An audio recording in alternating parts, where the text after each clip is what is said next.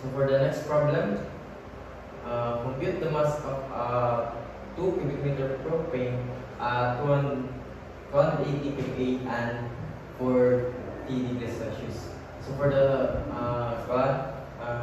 choices, letter A is 6.47 kg, B 5.1 kg, C 10.20 kg, and D is 9.47 kg.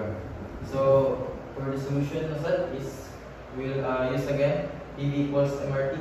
I-derive lang na ito. So makapatawag mass nga formula of mass equals to PV equals RT. So i-substitute lang na ito ang value which is 280 na pressure times ang yung 2 na volume, and then ang R na standard for this formula is 0.1886 times ang 313 nga atong temperature which is atong gi-present so 273 ang 40 degrees Celsius. So calculate na natin siya.